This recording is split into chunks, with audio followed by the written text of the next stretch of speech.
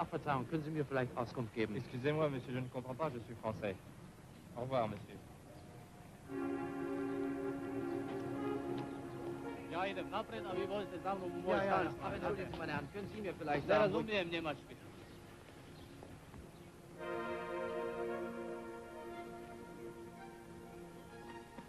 Herr Littler, Sie können mir doch bestimmt Auskunft Я geben. говорю по-русски.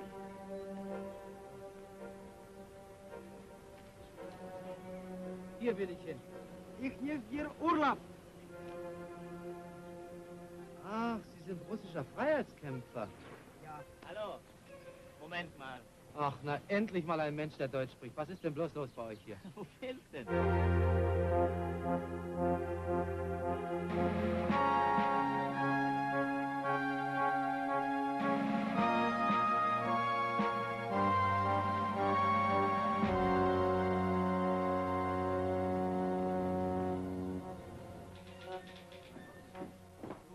Nehmen Sie bitte dort einstweilen Platz. Sehr nett, danke schön.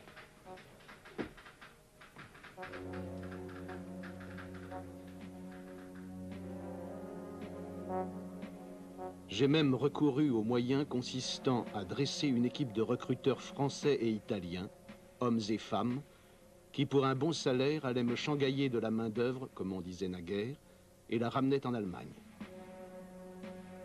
Sur les 5 millions d'étrangers venus travailler en Allemagne, il n'y en a pas 200 000 qui soient venus de leur plein gré. Fritz Saukel, chef du service du travail, 1944.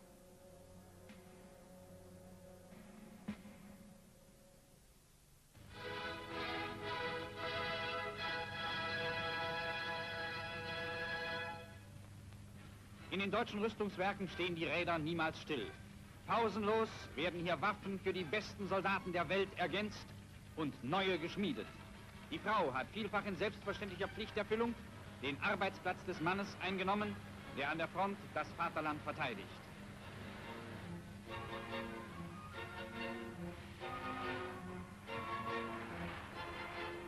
Contrairement à la propagande qui inspire ces actualités d'avril 1942, les femmes ne jouent pas un grand rôle dans l'industrie allemande de l'armement. En revanche, les travailleurs étrangers y ont une grande place. À l'automne 1944, l'Allemagne emploie 8 millions d'étrangers, ce qui représente 30% de la population active de l'époque. De nos jours, ils ne sont que 10%. Jamais il n'y eut autant d'étrangers en Allemagne, ni avant ni après. Cette main-d'œuvre, transférée dans le Reich, comme on disait alors, provenait de 26 pays différents. Et sans ce travail obligatoire, l'effort de guerre allemand se serait essoufflé dès 1942. À vrai dire, ce recours aux non-nationaux de souche étrangère dans la production était en contradiction avec les principes politiques du national-socialisme. Un afflux incontrôlé de travailleurs étrangers, en particulier originaires de l'Est, est politiquement intolérable, car il représenterait un danger terrible pour le peuple allemand. Friedrich Syrup, premier responsable du service du travail au ministère du Travail du Reich, 1936.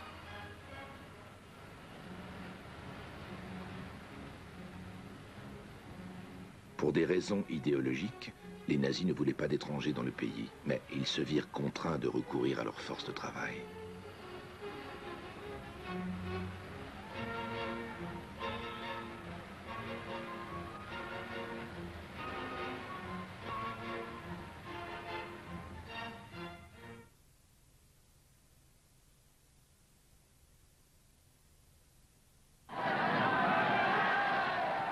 Les choses débutèrent d'une manière politiquement anodine. Des ouvriers originaires de l'Italie, alliés et amis, vinrent travailler dans le Reich sous l'étiquette de travailleurs invités. Umbraust vom Jubel Hunderttausender von Arbeitern besuchten die Führer Italiens und Deutschlands die Waffenschmiede des deutschen Volkes, Krupp in Essen.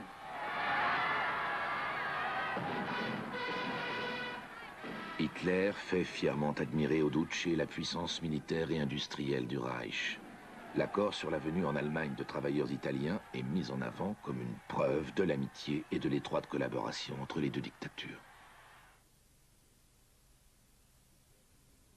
Les Allemands ont distribué des tenues uniformes et des petits drapeaux à ces ouvriers et ouvrières qui font leurs adieux en gare de Ravenne. Ils partent pour le Reich, où ils se sont engagés à travailler pendant 1 an.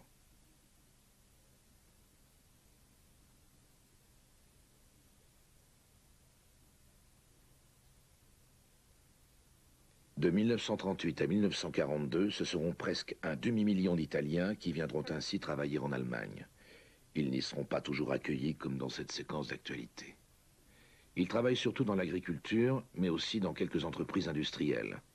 Ainsi, les hommes de la province de Trévise, en Italie du Nord, sont spécialement affectés à l'extension des usines Volkswagen.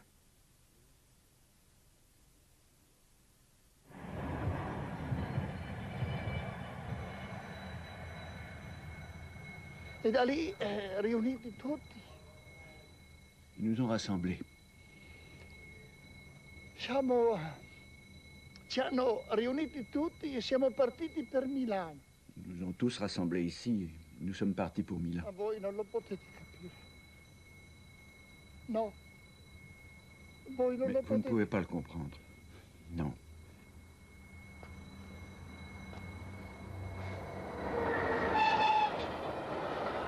Luigi De Polo a travaillé aux usines Volkswagen de 1941 à 1942.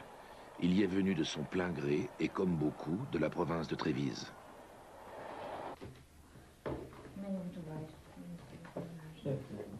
Lino Pasqualetti avait un travail lorsqu'il s'est fait recruter par Volkswagen. Il se laissa séduire par un salaire plus élevé et aussi un peu par l'aventure. Dunque in primavera del 1941 Donc, è uscita au printemps 1941, come si dice,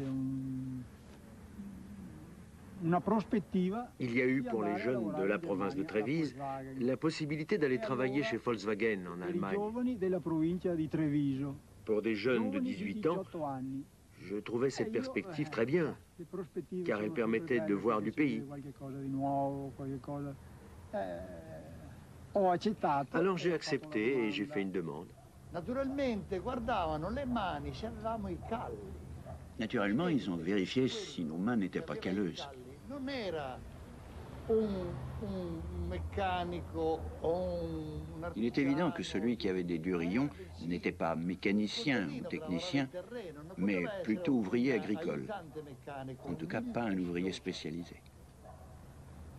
E allora ci guardavano le mani, ci chiedevano Donc, che mestiere ils regardaient nos mains et ils nous demandaient quel était notre métier. anche qualche bugia. On leur répondait, on mentait aussi, et ils faisaient leur choix. E hanno fatto una scelta di queste persone. Mentir? Pourquoi? Perché si desiderava andare via, andare a lavorare all'estero. Tout le monde avait envie de partir, d'aller travailler à l'étranger pour gagner de l'argent. La fame. Ici, nous étions dans la misère, nous ne mangions pas à notre faim. Certains amis italiens qui aujourd'hui travaillent en Allemagne me font parfois des reproches. Pourquoi racontes-tu ces choses-là? Mais moi, je ne fais que dire la vérité sur la situation à l'époque. Pour se rassasier, il en fallait de la polenta le soir. Beh, mi ricordo che ci hanno affluiti tutti a Treviso. Je me souviens qu'ils nous ont tous acheminés vers Trévise. On était à peu près 100 ou un peu plus. Tous de la province de Trévise. Tous des jeunes de 18 ans. De là, nous sommes allés tout d'abord à Milan avec un accompagnateur. Nous sommes partis, c'était en octobre. Nous sommes arrivés dans un petit village, il n'y avait pas de grande ville. Un village tout juste construit. Comment s'appelait cette ville? Stadt des KDF-Wagen, c'était son nom à l'époque. Qu'est-ce que cela signifie? La ville de la voiture de combat, quelque chose de ce genre, je ne me souviens plus. Volkswagen, Stadt des KDF-Wagens. Bald werden die deutschen Arbeiter im eigenen KDF-Wagen das gewaltige Werk ihrer Kameraden bewundern und in der herrlichen deutschen Landschaft Freude und Erholung finden.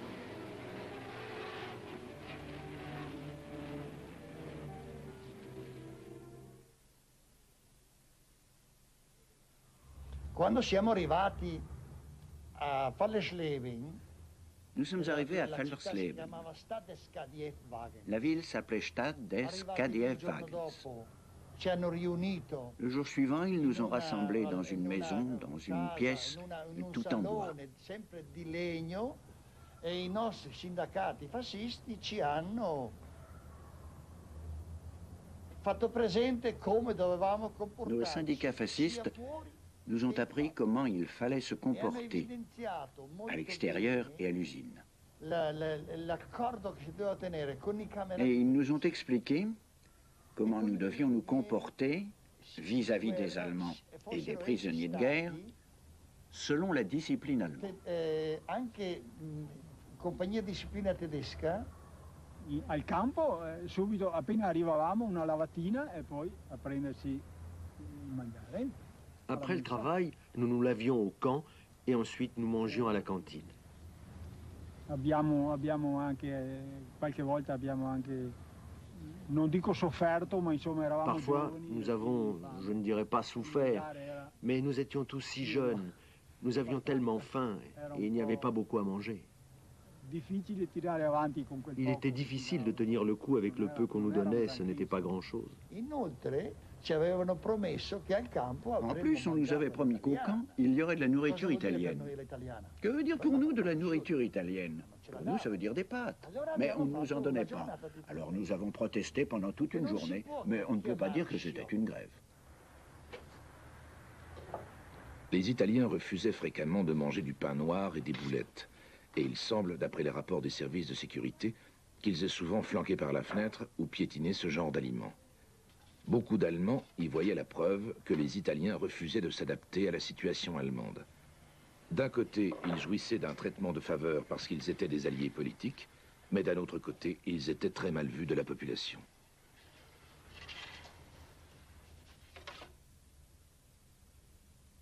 Alla mattina ci alzavamo dalle 6 verso le 6. On se levait à 6 heures du matin Era 11 ore et on travaillait 12 heures par jour. 11 heures de travail et 1 heure de pause pour casser la croûte. Quel travail faisiez-vous? J'étais tourneur-fraiseur. Que faisiez-vous exactement? Je m'occupais des ailes de ces avions, du contrôle des pièces. Les ailes étaient fixées à la carlingue avec 4 boulons.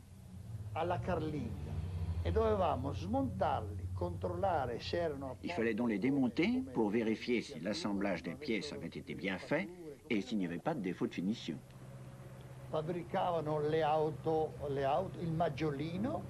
Ils construisaient des voitures, la coccinelle, des jeeps, et puis la Schwimmwagen, cette voiture amphibie qui flottait dans l'eau avec un moteur à l'arrière et une hélice.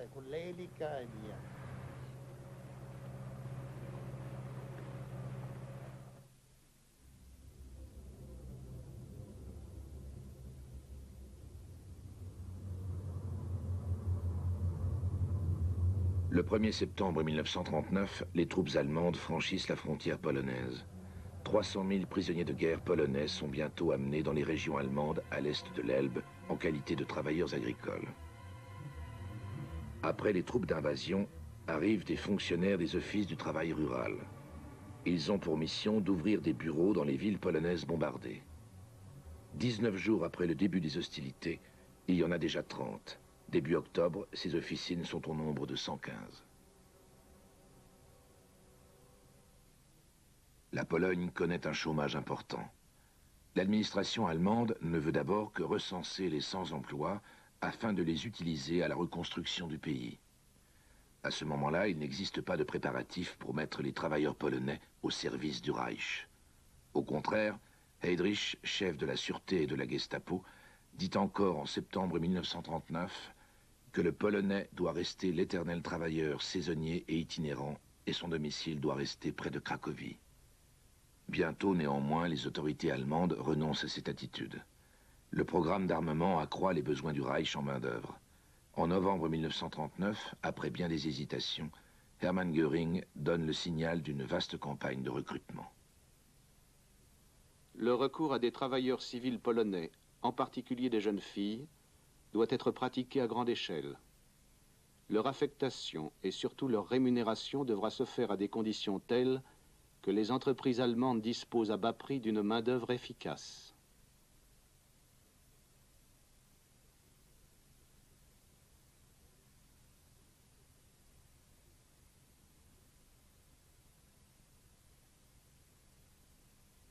Les premières semaines, le système allemand de recrutement en Pologne semble d'ailleurs fonctionner. Des trains spéciaux de volontaires roulent vers le Reich.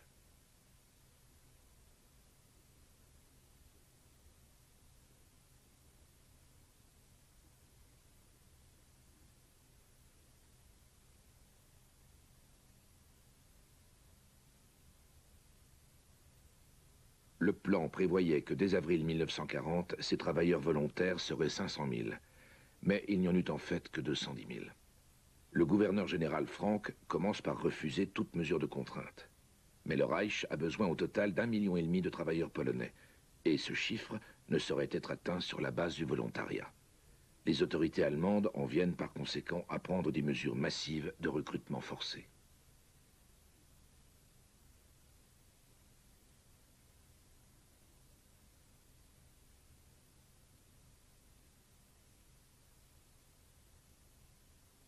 Les transports qui s'ensuivent sont comptabilisés par l'administration du travail qui en dresse les listes et tient des fichiers.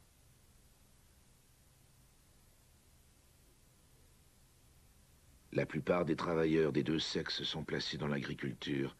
Une minorité se retrouve dans l'industrie. Leurs conditions de travail et de vie sont fentes de ce que promettait la propagande. Très vite, les nazis prennent de nombreuses dispositions réglementaires. Tous les travailleurs et travailleuses de souche polonaise ont apporté en évidence sur le côté droit de la poitrine et sur tous leurs vêtements les insignes qui leur ont été remis. Il leur est strictement interdit de quitter leur lieu de séjour. Toute négligence dans le travail, interruption du travail, incitation à la rébellion, abandon du poste de travail, etc., sera punie de travaux forcés en camp de concentration. Les actes de sabotage et autres manquements graves à la discipline du travail entraîneront les châtiments les plus sévères. Extrait d'une circulaire destinée aux travailleurs civils polonais, mars 1940. La préservation de la prétendue pureté de la race aryenne constituait aux yeux des idéologues nazis l'impératif suprême. Les décrets sur les relations sexuelles interdisent tout contact entre Polonais et femmes allemandes. Les Polonais encourent la peine de mort, les Allemandes des peines infamantes pouvant aller jusqu'à... Si un Polonais a des relations avec une Allemande, je veux dire des relations sexuelles, l'homme sera pendu à la porte de son camp. Comme ça, les autres ne le feront plus. Il a d'ailleurs été prévu qu'arrivent de Pologne suffisamment de femmes et de filles pour qu'on ne puisse plus parler d'une nécessité en la matière. Heinrich Himmler, 29 février 1900.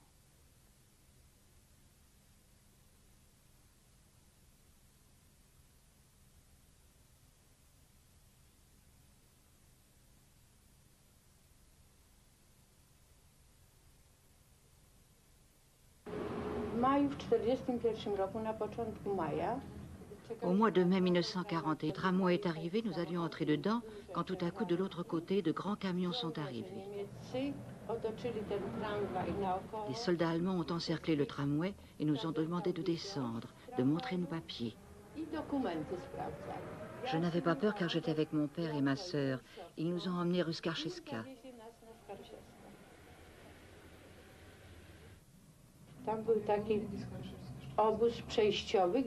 Là-bas, il y avait un camp de transit où ils menaient des gens pris dans les rues de Varsovie et dans les environs.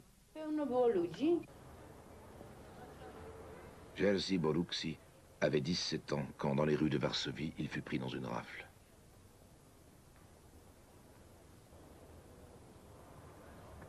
W 1941 roku był to czerwiec.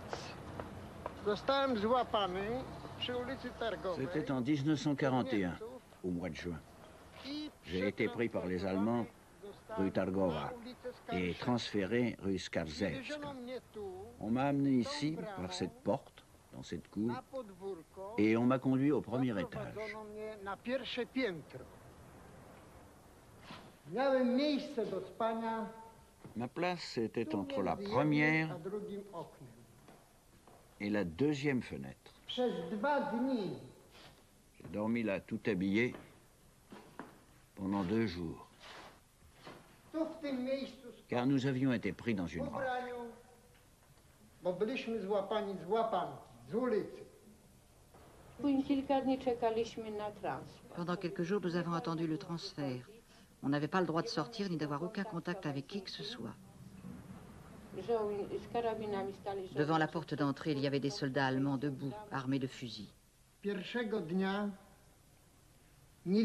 premier jour, je ne savais pas s'ils nous emmèneraient à la prison de Pariac ou s'ils nous enverraient aux travaux forcés en Allemagne. Je ne savais pas. Le deuxième jour, ils nous ont dit que nous allions partir pour l'Allemagne.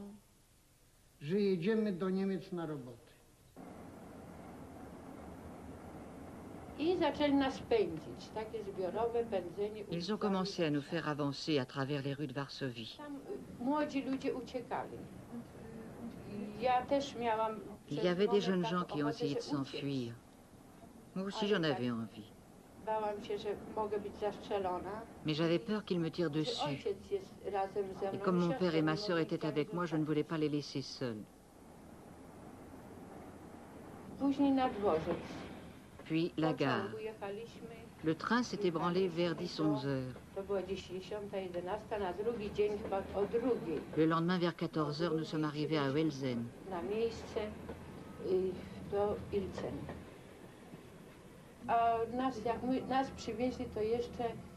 Les baraques n'étaient pas encore prêtes. Il n'y avait pas encore de couchettes, ni de dortoir.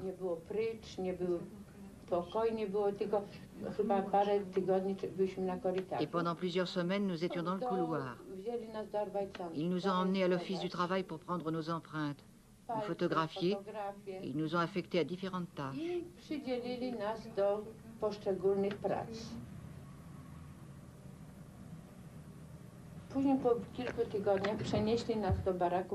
Après plusieurs semaines, ils nous ont attribué les baraquements enfin achevés. Il n'y avait là que des Polonaises. Dans d'autres baraquements, il y avait des Russes, des Belges, des Hollandaises et aussi des Allemandes. Mais nous, nous avions le nôtre à part. On était gardés par un surveillant. Le terrain était entouré de barbelés, si bien qu'on ne pouvait pas sortir, sauf pour aller au travail.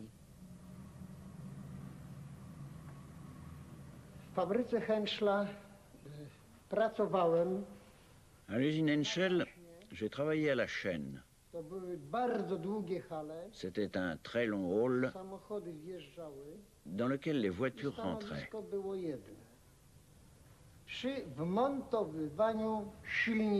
J'avais à monter les moteurs sur les voitures. Avec moi, il y avait 2 autres gars, un contremaître allemand et un apprenti. On travaillait de 7 heures du matin à 16 heures.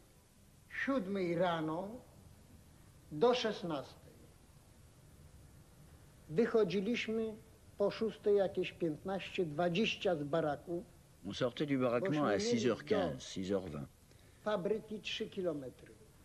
Car pour aller à l'usine, il fallait faire 3 kilomètres. On était une centaine de personnes et des Allemands armés nous faisaient avancer. On rentrait par de grandes portes. Il fallait montrer un laissez-passer, que j'ai gardé d'ailleurs, en souvenir. Chacun se rendait à son poste de travail.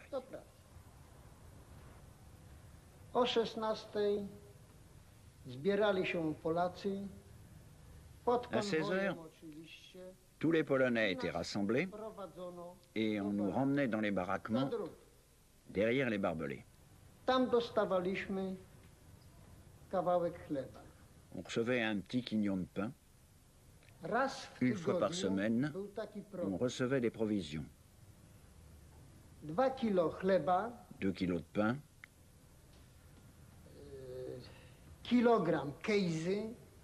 1 kilo de fromage dans une boîte et 1 livre de margarine. Ça devait nous suffire pour le petit déjeuner et le dîner pendant une semaine entière.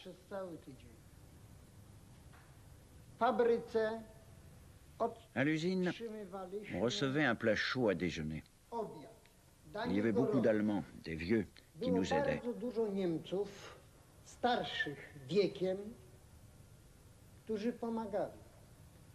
Ils sentaient qu'on avait faim, qu'on était fatigué. że nam się chciało jeść. Byliśmy zmęczeni. To ci starzy Niemcy, Ces Allemands, des paysans qui travaillaient là, nous apportaient des tartines de pain smarowane margaryną, et de margarine qu'ils cachaient sous l'escalier, dans des caisses. tylko powiedzieli Georg. Et ils disaient seulement Georg, dort ist Brot. Mais il y avait beaucoup d'Allemands qui avaient une attitude complètement différente. To była ta młodzież. 14-latki, 15-latki. Le pire, c'étaient les adolescents de 14-15 ans. Moi, je portais la marque P. Et j'étais obligé de marcher au milieu de la chaussée. Car ils nous poursuivaient, ils nous crachaient dessus et ils nous poussaient au milieu de la Po chaussée. prostu oni szli, pluli na nas i spychali na środek jezdni. Ces souvenirs sont douloureux, mais c'est la vérité. Wspominać, ale taka prawda była. Najpierw to ja byłam na Neulis. D'abord, j'étais à Unterlüss, à l'usine de munitions Rheinmetall Borsig. Waffen- und Munitionsfabrik się nazywała. I po kilku miesiącach wszystkie zaczęłyśmy się buntować. Après plusieurs mois, on a commencé à se W rebeller. niedzielę leżałyśmy na pryczach. Autour de nous, il n'y avait que des forêts et rien To d'autre. były lasy, że Le dimanche, on restait couché. nic, tylko las. L'automne est arrivé. Przyszła jesień. Ja byłam taka. Je n'arrivais pas à me faire à l'idée que je Nie n'étais mogłam się plus à pogodzić Varsovie z tym, chez że moi. nie jestem w Warszawie, że nie jestem w domu. J'ai décidé de Postanowiołam m'enfuir. uciec. Młody chłopak, 17 lat, płakał. J'étais jeune, j'avais Gryzłem 17 ans. trawę. Je pleurais, Tęsknota była je me wielka. rongeais les sangs. Nie mogę tego zapomnieć. J'avais la nostalgie. Nie wiedziałem, jaki los Je sobie n'arrive czeka pas à jutro. oublier ça. Wierzyłem Je ne w savais pas jedną quel rzecz, destin że jednak m'attendait. muszę być w Polsce jeszcze, muszę Je przetrwać. croyais à une seule chose. Il fallait rentrer en Pologne, résister. I w 1943 roku jesienią En postanowiłem automne uciec. 43, j'ai pris la décision de m'enfuir. Rano po śniadaniu Et un matin, après le petit déjeuner, na dworzec je suis allé à la gare centrale et j'ai acheté un billet. kupiłem bilety do wagonu. Idąc korytarzem w wagonie, J'ai avancé dans le couloir du wagon. otwieram drzwi, trochę J'ai umiałem ouvert une po porte. niemiecku. Zapytałem się, czy Je parlais un jest peu allemand. plac, czy jest miejsce. Miałem J'ai demandé płaszcz s'il y avait de la place. I kupiłem sobie J'avais un manteau niemiecki taki et je m'étais acheté un chapeau typiquement allemand, avec un petit plumet, jasny, un chapeau tyrolien de couleur claire. No i gdzieś w środkowych Niemczech, w Halle, padła Quelque żandarmeria. part dans le centre de l'Allemagne, à Halle, la police est entrée. Drzwi, Ils ouvrent la porte. Allez Deutsch? Ja, ja. to ten żandar delikatnie L'un des policiers ouvre délicatement le manteau et dit « Sind Sie Deutsch ?»« Jawohl, ich bin Deutsch. » Je lui ai montré mon billet, il l'a vérifié, m'a remercié, il a refermé la porte et il est ressorti. i wyszedł. Jerzy Borucki réussit à gagner la Pologne et y rejoignit la résistance. Krystyna Czecinska fut arrêtée à la frontière germano-polonaise et emprisonnée.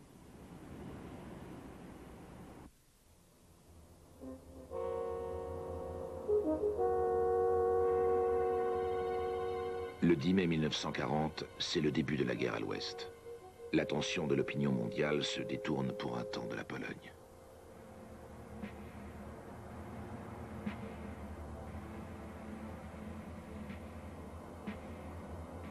Dans l'ivresse d'une victoire foudroyante, tous les problèmes du manque de main-d'œuvre semblent résolus.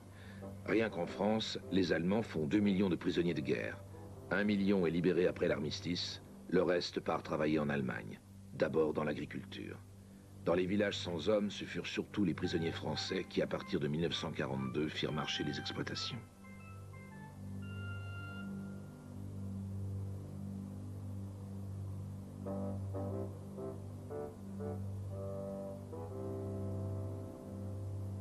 De plus, les pays occupés voient s'ouvrir des bureaux de recrutement. Il s'agit d'attirer en Allemagne des travailleurs qualifiés en leur promettant de bons salaires. Jusqu'en octobre 1940, ce sont ainsi 300 000 travailleurs supplémentaires, appelés travailleurs occidentaux, qui arrivent dans le Reich en provenance de Belgique, de Hollande et de France.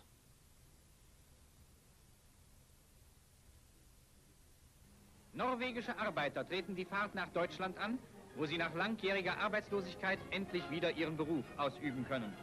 In enger Zusammenarbeit zwischen den deutschen und norwegischen Behörden wurde eine Werbeaktion eingeleitet, durch die vor allem der Arbeitslosigkeit in den norwegischen Städten gesteuert werden soll. Wer Arbeit sucht, kann sie in Deutschland finden. Dieser Parole folgten sofort Tausende von norwegischen Männern und Frauen. Einer der Sonderzüge verlässt Oslo. Il n'existe que peu de séquences d'actualité allemande sur le service du Reich. On ne veut pas de débat public sur le sujet épineux des étrangers en Allemagne.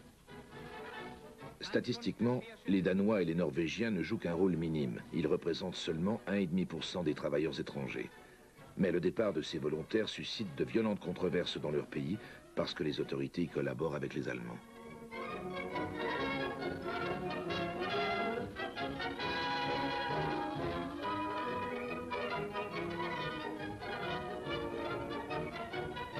Willkommen in Deutschland. Pour permettre aux prisonniers français de rentrer chez eux, le gouvernement de Vichy conclut en juin 1942 avec les Allemands une convention d'échange sur la relève. Pour un prisonnier qui rentre, 3 civils français doivent partir travailler en Allemagne. En dépit d'un gros effort de propagande et d'appels vibrants au patriotisme, le résultat est décevant. Mais voici le président Laval accompagné de l'ambassadeur des prisonniers, M. Scapini, et des représentants des autorités occupantes. Le chef du gouvernement a tenu à assister lui-même à cette première rencontre des hommes qui partent et des hommes qui reviennent. Je viens au nom de la France et de son chef, le maréchal, accueillir les prisonniers rapatriés et remercier les ouvriers qui ont permis leur libération. Nous vous attendions depuis 2 ans et vous êtes parmi nous. Toute la France, par ma voix, vous accueille avec une joie grave et vous adresse son salut affectueux. Ouvriers qui partez librement pour l'Allemagne, regardez ces hommes que vous croisez sur la route. Leur reconnaissance et celle de la nation tout entière monte vers vous. Vive la France! Vive le maréchal! Vive le Val! Vive l'Arlève! Qu'est-ce que je peux dire?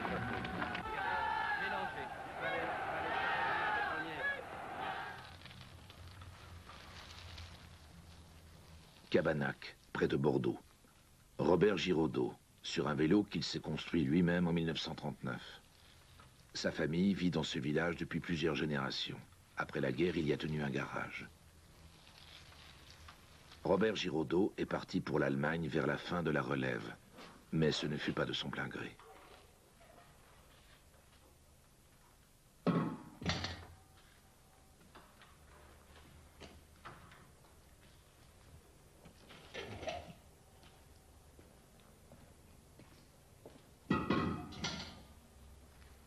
Donc voici le télégramme que j'ai reçu le 13 octobre 1942, provenant de Bordeaux, en lettre recommandée, secrétariat d'État au travail, à la production industrielle, État français, je dis bien État français et non République. Alors 10-10-42, Monsieur Giraudot Robert, en vue d'assurer la relève des prisonniers, vous êtes désigné pour travailler en Allemagne. Le certificat d'embauchage qui garantit vos conditions de travail en Allemagne et indique que la destination devra être signée par vos soins dans un délai de 24 heures. À défaut de signature du certificat d'embauchage, dans le délai indiqué, votre nom sera porté sur une liste qui sera transmise immédiatement au gouvernement. Se présenter à l'usine de Bègle le lundi 12 octobre 1942 à 14 heures pour la visite médicale. Et le 15, reprenons le thème pour l'Allemagne. Voilà, messieurs, dames, nos conditions de départ.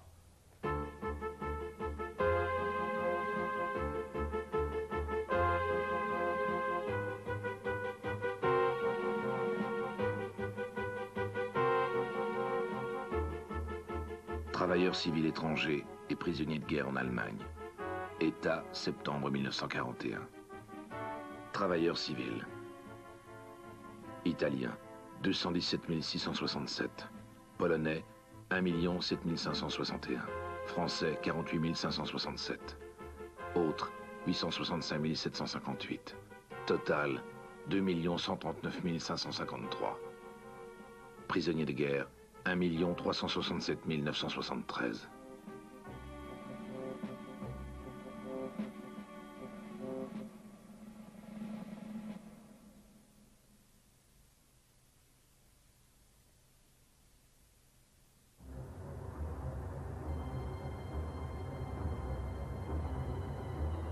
Le 22 juin 1941 commence la guerre contre l'Union soviétique, conçue d'emblée comme une campagne de destruction et d'exploitation.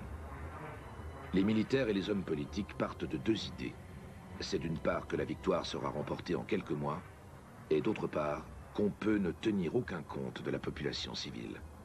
Les Allemands sont tellement sûrs de vaincre qu'ils pensent que le problème du manque de main-d'œuvre est définitivement réglé pour le reste de la guerre.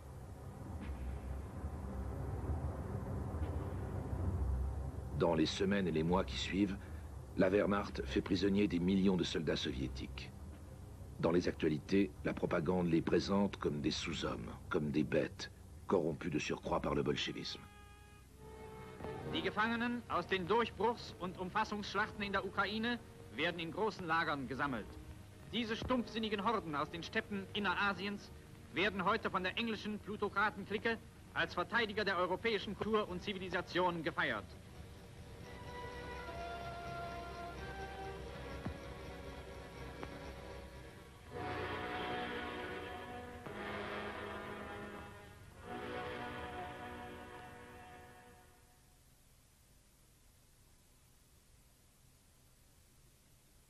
Il n'est pas encore question que des prisonniers de guerre ni des civils soviétiques viennent travailler en Allemagne. Dans les territoires occupés, on s'intéresse d'abord aux richesses du sous-sol et les produits agricoles sont réquisitionnés pour nourrir les troupes allemandes. La population de ces régions, en particulier celle des villes, doit s'attendre à subir une grave famine. Des dizaines de millions d'hommes vont se trouver en surnombre sur ce territoire et nécessairement périront ou devront émigrer vers la Sibérie. Extrait d'une étude sur l'organisation économique de l'Est, mai 1941. Les prisonniers sont entassés derrière les lignes allemandes dans d'énormes camps insuffisamment ravitaillés. Sur plus de 3 millions de prisonniers de guerre, 2 millions environ meurent en 1941. Le rêve d'une victoire rapide ne se réalise pas. Au cours de l'hiver 1941-42, le front s'immobilise. Les militaires changent alors de stratégie. La guerre de conquête devient une guerre d'usure. L'armement doit être augmenté. Mais pour cela, la main-d'œuvre manque. Après bien des hésitations, Hitler autorise l'emploi des prisonniers de guerre, car nous devrons de toute façon les nourrir, et il serait absurde que ce soit à ne rien faire dans les camps. Les actuelles difficultés dans le service du travail nous auraient été épargnées si l'on s'était résolu en temps utile à embaucher massivement les prisonniers de guerre russes.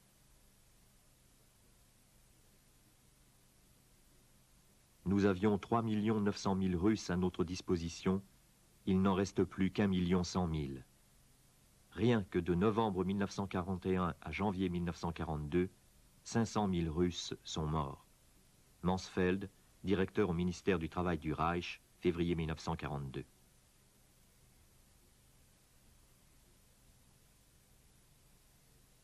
À l'époque, nous n'avons pas su apprécier cette masse humaine comme nous le faisons aujourd'hui, comme une matière première et une main-d'œuvre. Ce qui n'est pas grave au bout du compte, si je pense en termes de génération, mais ce qui est regrettable aujourd'hui du fait des travailleurs ainsi perdus. Ces prisonniers sont morts par dizaines et centaines de milliers, d'épuisement et de faim. Heinrich Himmler, octobre 1943. En mars 1942, le Gauleiter de Thuringe, Fritz Sauckel, est nommé à la tête du service du travail. Il a pour mission d'amener le plus vite possible des territoires occupés dans le Reich la plus grande quantité de main-d'œuvre possible. Il remplit cette mission avec autant d'efficacité que de brutalité. Entre le printemps 1942 et la fin de l'été 1944, la police, les SS, la Wehrmacht et les fonctionnaires du ministère du Travail fournissent à l'Allemagne 2,5 millions de travailleurs civils soviétiques.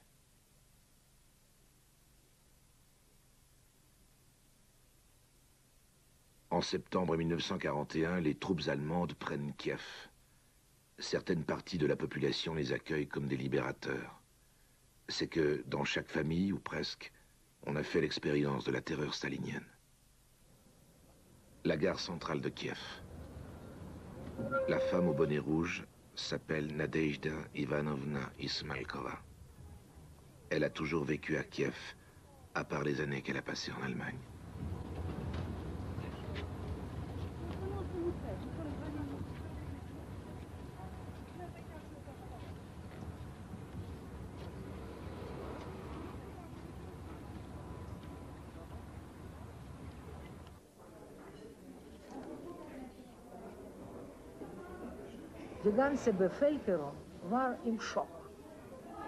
Toute la population était en état de choc.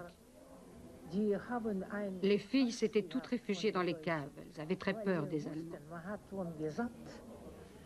Parce qu'on savait, on nous l'avait dit, que quand les Allemands arriveraient, ils pilleraient, violeraient et aussi tueraient. L'artère principale de Kiev, Krzysztofiak.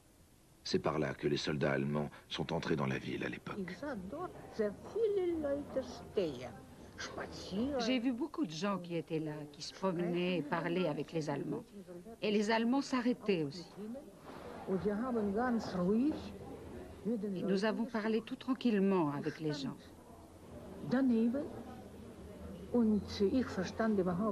J'étais là et je ne comprenais pas un mot d'allemand.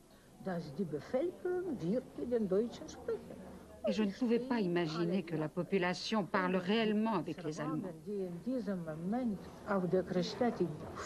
Et tout le monde restait là avec le sourire. Et les chars qui passaient sur la Krzysztofiak, les soldats étaient assis dessus et j'ai vu qu'il y avait aussi des fleurs sur les chars.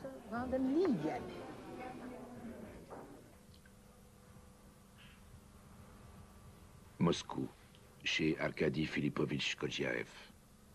Chaque matin, il fait 3 quarts d'heure de gymnastique. Il a appris la discipline pendant son travail forcé en Allemagne. Au début de la guerre germano-russe, il venait d'achever ses études d'ingénieur des mines. Jusqu'à l'entrée des troupes allemandes à Donetsk, il travaillait comme technicien dans les mines.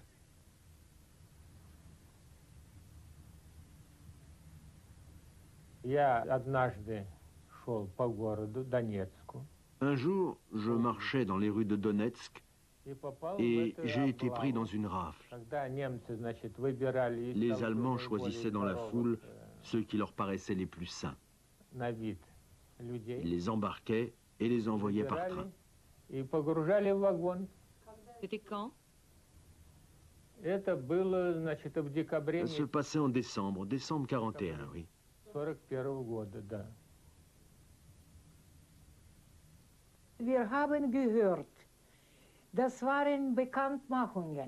On a entendu dire qu'il y avait des proclamations affichées partout, disant « L'Allemagne vous attend ». L'Allemagne a besoin de vous. L'Allemagne vous offre du travail. Vous serez bien nourris. Et les gens ont commencé à partir. Et puis sont arrivées les premières lettres qui disaient que les gens travaillaient en usine et étaient logés derrière des barbelés, dans des baraquements, qu'ils n'avaient pas le droit de sortir, qu'ils devaient rester là où ils étaient logés. Mais certains écrivaient que tout allait bien. On est chez des paysans, dans l'agriculture, on mange bien, on a une bonne chambre.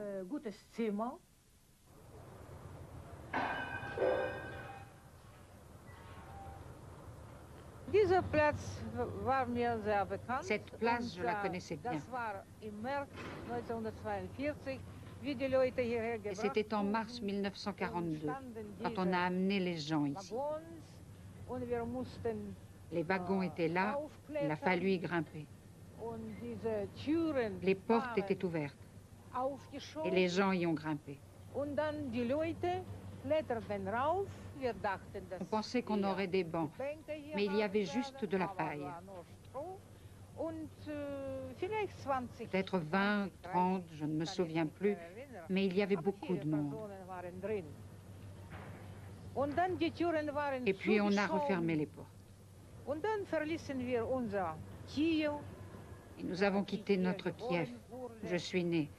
On roulait et on ne voyait rien parce que les portes étaient fermées.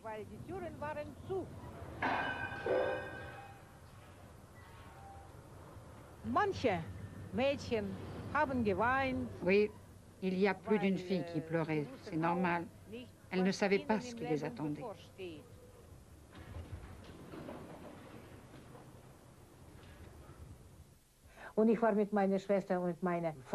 J'étais avec ma sœur et avec mon amie Dora. Elle était juive. Et personne ne le savait. Et on a décidé de ne pas se quitter.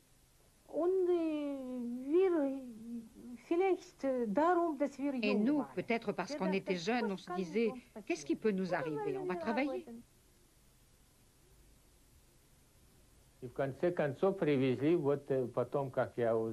On a fini par arriver. J'ai appris plus tard qu'on était à Herten et ils nous ont internés.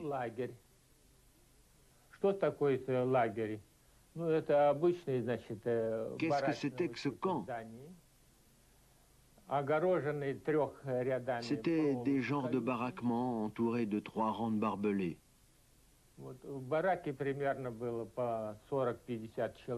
Chaque baraque était prévue pour 40 à 50 personnes avec des chalits superposés. Il n'y avait personne, le camp était tout neuf. C'est nous, les mineurs de Donetsk, qui l'avons étraîné et ils nous ont conduits à la mine. Parce que tout était prévu, vous comprenez, il leur fallait des gens qui connaissaient le travail de la mine.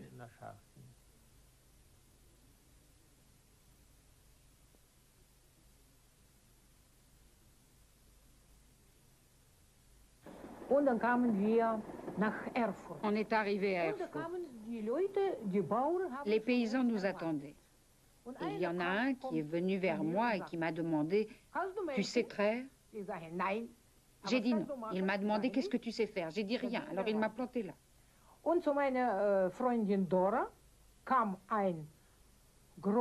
Mon amie Dora, c'est un grand type avec un gros ventre et des jambes torses qui est venu vers elle et qui la regardait. Elle lui plaisait. Et moi, personne ne voulait de moi. Personne.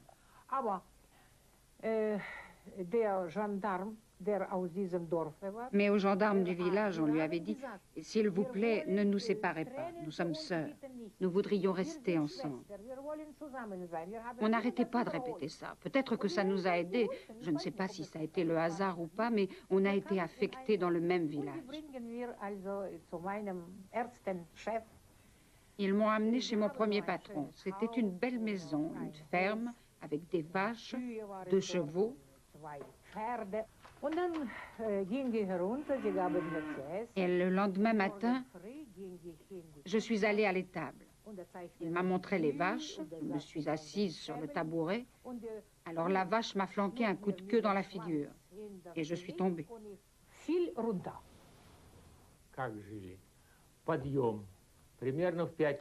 On se levait vers 5 heures du matin. Si on avait gardé quelque chose de la veille, on avait le droit de le manger. C'était surtout du pain. Il n'y avait rien d'autre. Puis, il nous faisait sortir et nous mettre en rang. Et il commençait à nous compter. 1, 2, 3. Le polizei revenait chercher ce qui manquait. Ça arrivait souvent. Et nous, pendant ce temps, on attendait debout que tout le monde soit rassemblé.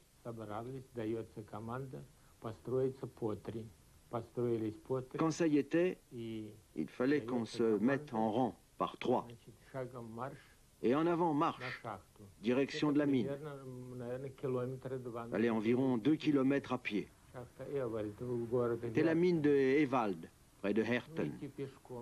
À pied, donc.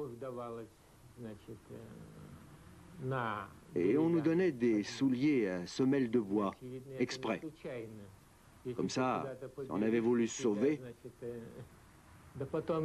mais où est-ce qu'on serait allé? De toute façon, on était gardé par des chiens. Arrivés à la mine, ils nous recomptaient. Et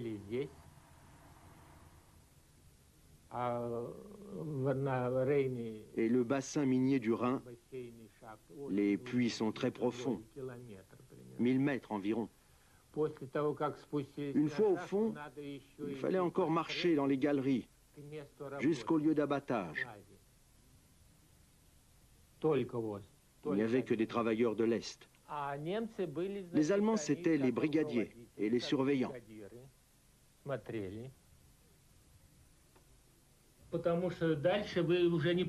On ne pouvait pas se lever, on se serait heurté à la partie supérieure de la couche. Et c'est dans cette position qu'il fallait travailler, au marteau-piqueur.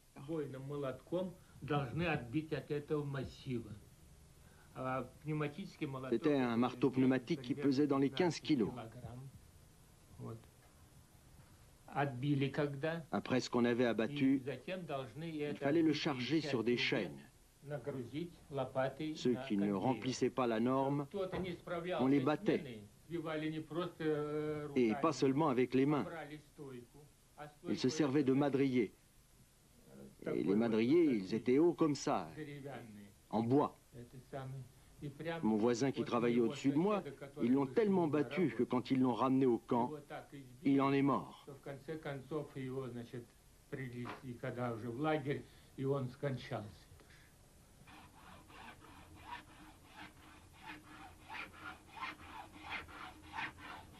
Beaucoup de travailleurs de l'Est et de prisonniers de guerre soviétiques affectés dans les mines sont morts de maladie et d'épuisement en 1942. Arkady Filipovitch fut bientôt à bout de force, lui aussi. Mais il eut de la chance. On cherchait des électriciens à Herten. Il se porta candidat et travailla dès lors pour une compagnie de tramway. Ce nouveau travail était facile et propre, et il y resta jusqu'à la fin de la guerre.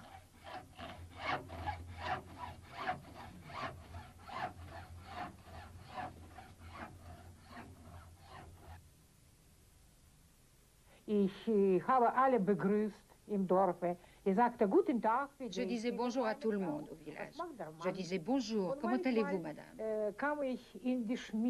Ou bien un paysan, bonjour, comment ça va? J'ai entendu dire, que fait le patron, disait-on au village. Et quelquefois j'allais à la forge. Il y avait là de grands paysans costauds, avec de gros ventres. Et j'arrivais en disant, bonjour, messieurs. Ils étaient tellement étonnés de m'entendre parler allemand, vous comprenez? Au village, j'étais bien traitée par tout le monde, je peux le dire. Et puis, je me suis retrouvée dans une autre place. J'ai commencé à y travailler et Fritz m'a dit,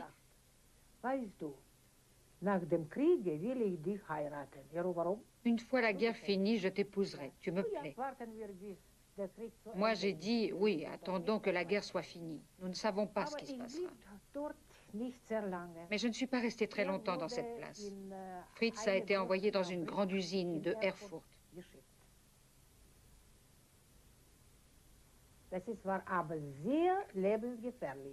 On risquait sa vie, c'est vrai. C'était horriblement dangereux. On n'avait pas le droit d'avoir des histoires d'amour avec des Allemands. C'était strictement interdit.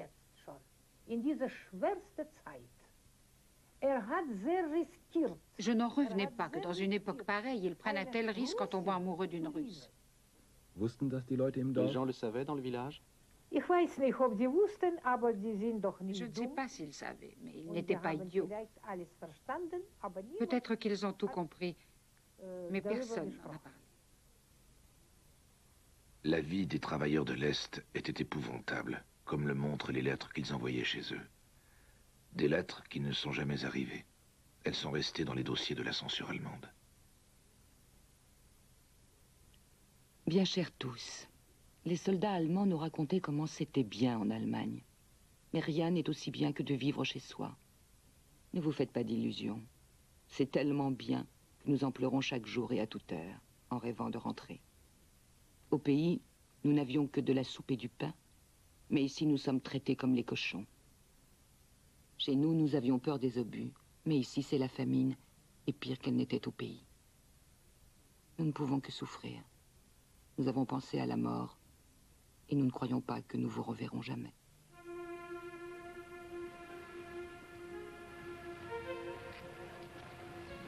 Ach, Verzeihung, können Sie mir vielleicht Auskunft geben? Excusez-moi, monsieur, je ne comprends pas, je suis français. Au revoir, monsieur. Ja, idem napred, a vi vozite za mnom u moj stan. Entschuldigen Sie, meine Herren, können Sie mir vielleicht sagen... Razumijem njemački.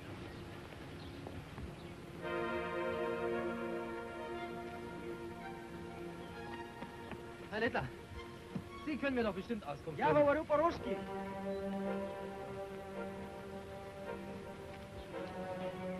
Hier will ich hin. Ich nicht dir Urlaub. Ach, Sie sind russischer Freiheitskämpfer. Ja, hallo. Moment mal.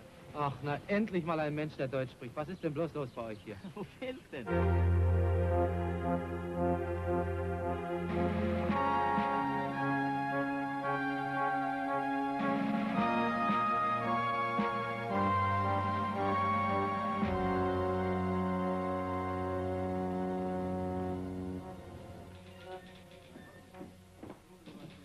Dort ein Platz.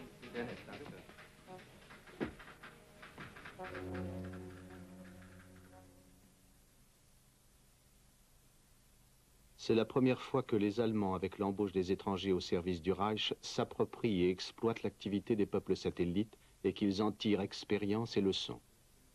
Il serait bon, dès avant la fin de la guerre et aussitôt après, de rassembler en haut lieu tout le trésor que représente cet ensemble d'expériences. Freyers, directeur aux usines aéronautiques Fiesler, juin 1943.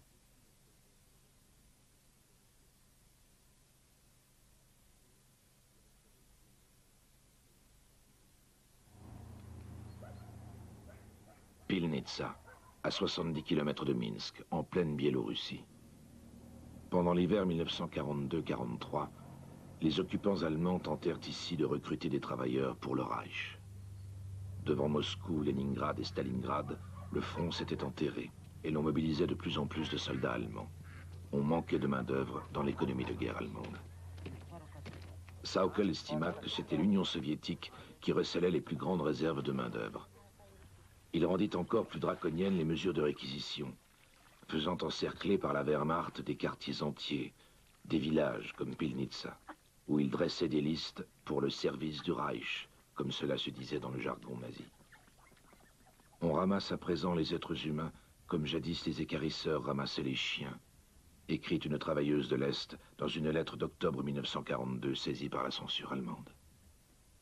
Yefrozinia Ivankovitch avait 16 ans quand les Allemands firent irruption dans son village. Elle travaillait alors dans l'agriculture.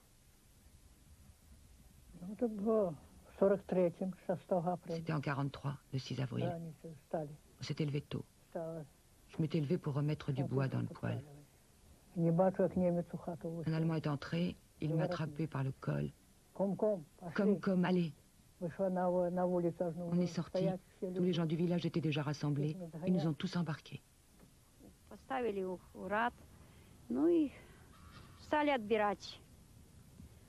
Ils nous ont alignés et ils se sont mis à nous trier. Les adultes d'un côté, les enfants, les vieillards de l'autre, et puis nous, les jeunes, à part, les hommes aussi. Puis ils nous ont tous rassemblés et ils nous ont enfermés dans l'école, avec un Allemand armé d'un fusil. On s'est mis à crier. On a essayé de s'échapper. Quel cri! En nous voyant comme ça, l'Allemand s'est mis à pleurer. Et nous, on le suppliait qu'il nous laisse sortir, au moins quelques-uns. Je ne peux pas, disait-il, c'est moi qui serai responsable.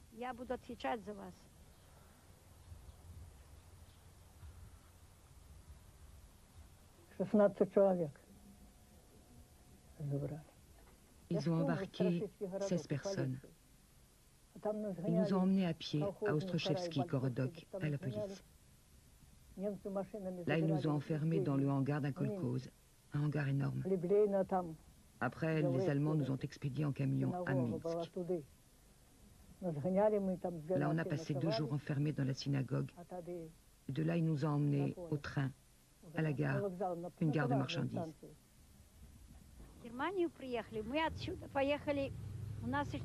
Quand on est parti d'ici, il y avait encore un peu de neige. Mais quand on est arrivé en Allemagne, tout le voyage, on n'a pas cessé de chanter. Et nos chansons parlaient d'un pays où il n'y a jamais de soleil ni de lune.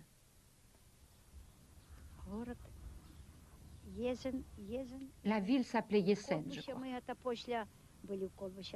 Côte-Bouche, ça c'était après. Le lendemain de notre arrivée, des fermiers sont venus nous acheter. Il y avait un grand gars costaud. Lui, il a été pris le premier par un patron qui avait besoin d'un ouvrier. Je savais même combien il nous achetait. C'était dans les 20 marks, je crois. Après, 2 autres gars ont été choisis. Et à la 3e fois, ça a été notre tour. Moi et ma copine.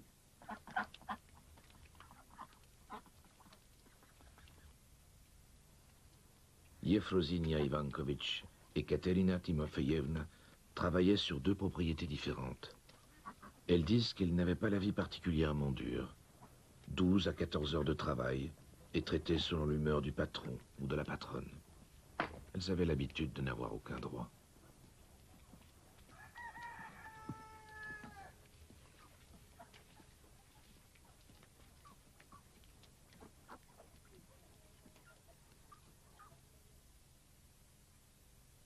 En dehors de l'agriculture, c'était surtout et de plus en plus l'industrie qui employait les travailleurs de l'Est. Dans les actualités allemandes, on voit alors évoluer l'image de l'homme soviétique. Jusque-là, la propagande le présentait comme une créature obtuse, un robot du travail. Le sous-homme d'hier est maintenant dépeint comme un ouvrier propre, bien formé, travailleur. Certaines entreprises font un tel éloge des travailleurs de l'Est que les services de sécurité doivent y mettre le holà. Certains milieux ouvriers estiment en effet que quand un ouvrier est un bon ouvrier, c'est qu'il est un type bien, de quelque nation qu'il soit.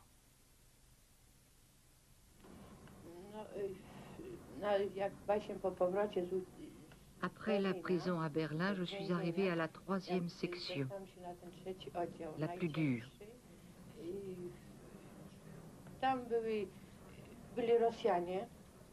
Là-bas, il y avait des Russes, des Tchèques et des Polonais.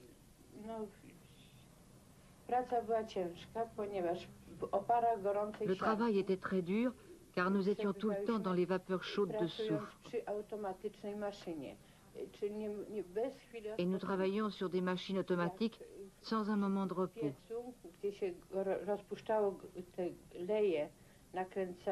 Dans le four, là où on fondait des ogives, toujours dans les vapeurs de soufre, il fallait sortir ces ogives.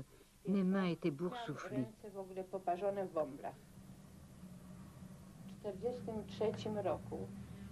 En 1943, il y avait une grosse demande d'ogives. Les Allemands nous forçaient à travailler les samedis et les dimanches, sans un jour de repos, de 6 heures du matin à 6 heures du soir, avec une pause pour le déjeuner. Ça a duré 4 ans sans savoir si on aurait droit un jour à une autre vie. Le surveillant nous accompagnait jusqu'au vestiaire. Dans d'autres usines aussi, il y avait un surveillant. Même si on avait besoin d'aller aux toilettes, il fallait lui demander. Il nous accompagnait et il nous attendait. C'était une sorte de camp de travail obligatoire. Je pense que maintenant, il n'y a plus beaucoup de monde qui sait ce qui s'est passé là-bas. On était entouré de forêts. Il n'y avait pas beaucoup d'Allemands, seulement des gardiens. Niemców było mało, tylko Niemcy nadzorujący.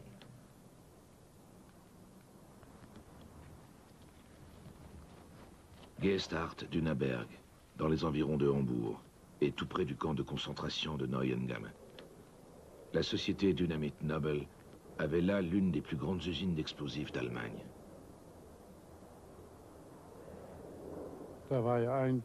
Les bunkers se touchaient tous. Stock de poudre, stock de nitro, stock de cartouches, stock de bombes. Il y avait tout. La production se poursuivait jour et nuit, ça tournait à plein rendement. Plus la fin de la guerre approchait, plus il fallait produire. On comprend bien pourquoi. Et le recours aux travailleurs étrangers était de plus en plus considérable. Il faut dire qu'on les raflait dans les rues. Plus de 9000 ouvriers des deux sexes y produisaient des munitions dans plus de 700 bâtiments distincts. On y employait surtout des travailleurs de l'Est. Après la guerre, les Anglais ont fait sauter ces installations.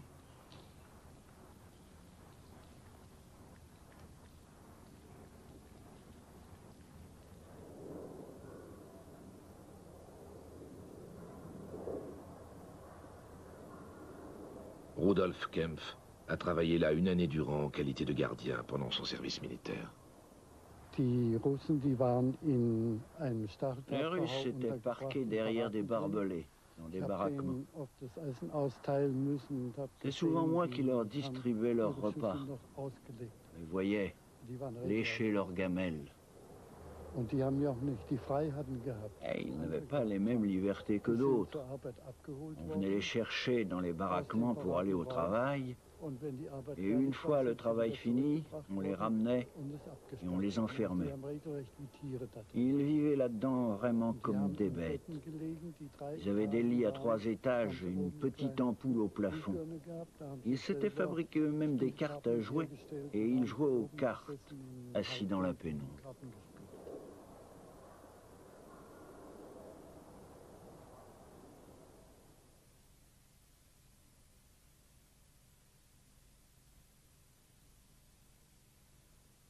En France, le nombre des volontaires prêts à se laisser échanger contre les prisonniers de guerre resta très en deçà de ce qu'espéraient les autorités allemandes. Les tentatives pour amener davantage de Français en Allemagne, par des rafles et d'autres mesures coercitives, ne firent que pousser les gens à prendre le maquis. On y renonça donc. En Hollande, en Belgique et en France, les Allemands firent alors mobiliser par voie législative des classes d'âge entières pour le service du travail. Ce fut en France le STO. Le service du travail obligatoire. Fritz Sauckel en personne sillonnait l'Europe pour veiller à ce type de recrutement. Es sind nun, nach unserer deutschen Überzeugung, die Rollen für den Wiederaufbau Europas klar verteilt. Deutschland muss kämpfen und Blut opfern und wir erwarten von den übrigen Völkern Europas, dass sie uns endlich verstehen und uns durch Arbeit helfen. Yves Berthaud vivait sur la côte atlantique, près de Nantes. Issu d'une famille de négociants, il était étudiant en droit lorsque sa classe fut appelée au STO. Ce travailleur de l'Ouest était aussi un intellectuel, et il observa très attentivement la vie des étrangers, comme celle des Allemands. Il a consigné plus tard son expérience dans un roman intitulé Ingrid. Je suis arrivé à Brême en fin août 1943, faisant partie des requis selon l'accord de Sauckel-Laval sur le service du travail obligatoire. Les opérations de requis STO ont été conduites par les autorités françaises sous contrôle allemand, précédées d'une visite médicale. La vie m'est donc parvenue en pleine période de vacances.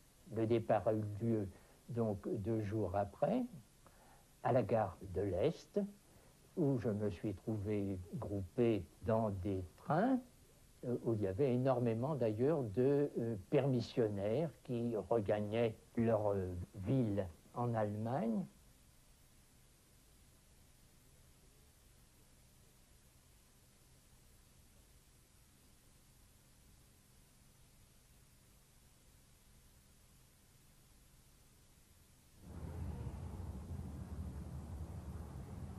À Brême, le soir, quand on sortait de l'usine, il faisait noir. Et dans la rue, on se mettait des coups de coude comme ça, en se croisant avec les Allemands. Quoi. Et ils nous foutaient de ces fêtes, il y avait un moment à nous faire tomber du trottoir presque. Alors on travaillait la nuit, c'est là que c'était très très pénible. On commençait vers le soir, 19h, oui, 7h, jusqu'au lendemain, 7h. Et on avait qu'une pause, je crois qu'on n'avait même pas 30 minutes la nuit pour manger. Et alors là, on mettait les pommes de terre à chauffer dans des bacs, dans l'usine, des bacs d'eau chaude qui nous tenaient les pommes de terre chaudes, quoi, et on mangeait que ça. Il y avait des petits Russes qui ils devaient avoir 16, 17 ans.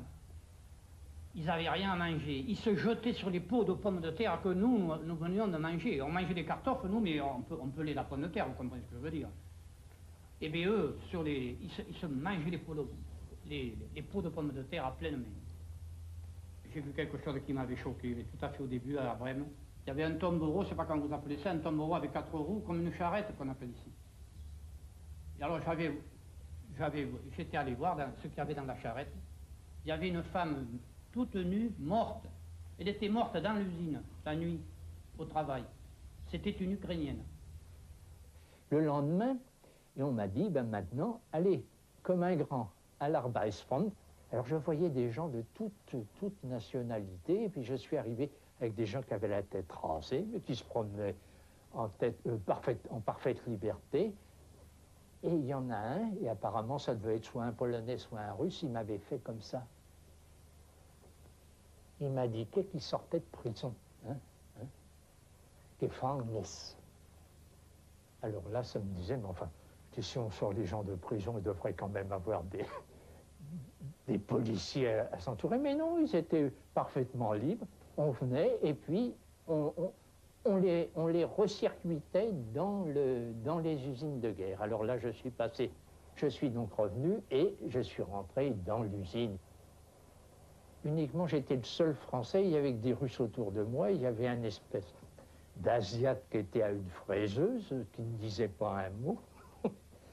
Et alors tous les Russes s'exprimaient, ils étaient là, ils devaient être des premières grandes batailles d'encerclement de 1941, et presque tous parlaient quand même pas mal d'allemand. Alors je me suis trouvé avec des gens qui s'appelaient Léonid, Piotr, Moulika, et avec un Allemand qui était Dienstverpflichtet, qui était affecté spécial, et qui dirigeait le groupe de démontage. C'est-à-dire qu'on était avec des moteurs, c'était des moteurs Bramo, dont la plupart venaient de l'Africa Corps, puisque à l'intérieur des cylindres, il y avait encore plein de sable.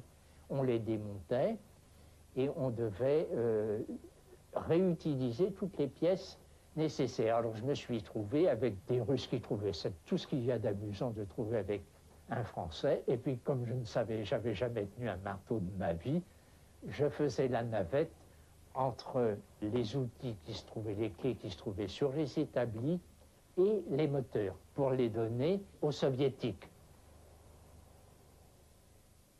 À Winterswijk, à la frontière entre l'Allemagne et la Hollande, habite l'ancien libraire Art Pontier.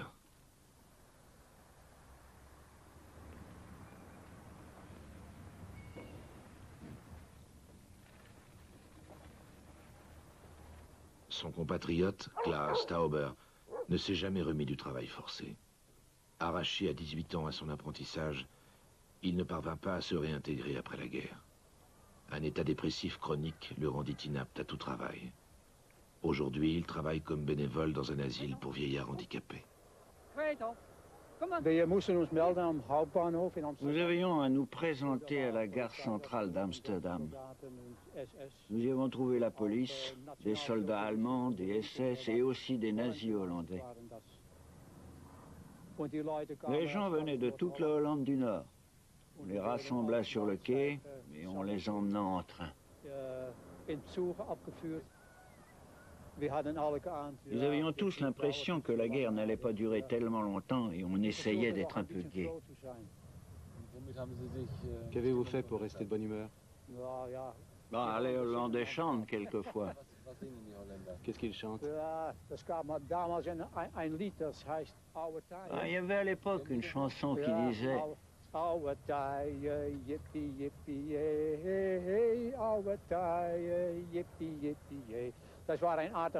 c'était une espèce de chanson de cow-boy. Et les Hollandais chantaient ça toujours, en Allemagne aussi. Et les Allemands ont cru que c'était une chanson populaire hollandaise. Et on est parti à quelques centaines vers l'Allemagne.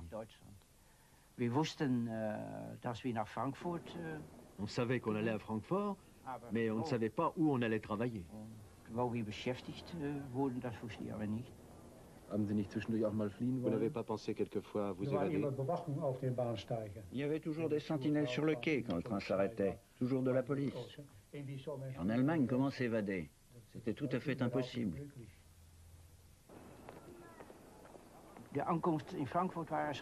L'arrivée à Francfort fut terrible. Il y avait des cris. C'était le marché aux esclaves. Il arrivait des gens de l'Office du travail et des entreprises qui choisissaient ceux dont ils avaient besoin. Je n'oublierai jamais ça. Ces cris, on ne les avait jamais entendus. Qu'est-ce qu'on criait? Debout, dépêchons! C'était épouvantable. Au bout de 5 ou 6 jours, on nous a emmenés en camion jusqu'à une petite localité du nom de Sterbfritz. C'est un tout petit village qui avait dans les 1200 habitants.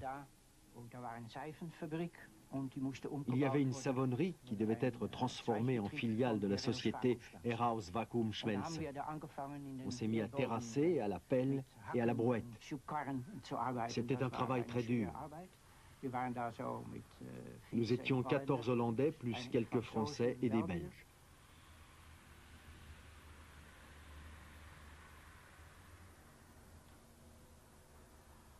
Les baraquements de l'ancien camp de Kinzig n'ont pratiquement pas changé depuis 1942, lorsque Hart von Thier y arriva. Il travailla à Sterbfritz à la construction d'une usine, mais ce travail de force était trop pénible pour le libraire qu'il était.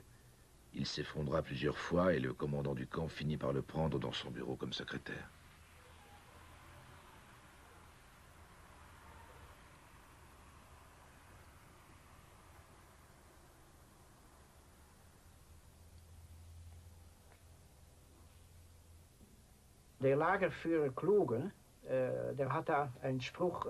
Le commandant Kluge avait fait écrire sur le mur une phrase qui disait « C'est une fois à l'étranger qu'on sait combien la patrie est belle ». J'ai encore d'autres photos de mon séjour au camp. Voilà les Hollandais, ils sont bien habillés. On avait emporté nos habits du dimanche, mais par la suite, la tenue du dimanche devint aussi la tenue de travail, parce qu'on ne pouvait rien acheter, on n'avait rien. Et comment ces photos ont-elles pu être prises? C'est la fille du commandant du camp Kluge qui les a faites, car on n'avait pas d'appareil. Et d'ailleurs, on n'avait pas le droit de prendre des photos, c'était interdit. Alors c'était un peu une mise en scène faite exprès? Non, c'était un petit jeu. Que voulez-vous, on était jeunes et on essayait toujours de s'amuser un peu. Un jour, à la cantine Vulcain, pour la distribution des repas, il y a eu une assez grosse bagarre entre des Allemands et moi, avec quelques Hollandais. À midi, j'ai toujours la queue pour la distribution. Et voilà qu'un Allemand prend ma place, me pousse en disant « c'est moi qui suis là ». J'ai dit « ça va pas se passer comme ça ». Et ça a donné une énorme bagarre. Et une demi-heure après, est arrivée une voiture avec des soldats en armes et des SS et on m'a emmené à Bremfarge dans un camp d'éducation par le travail.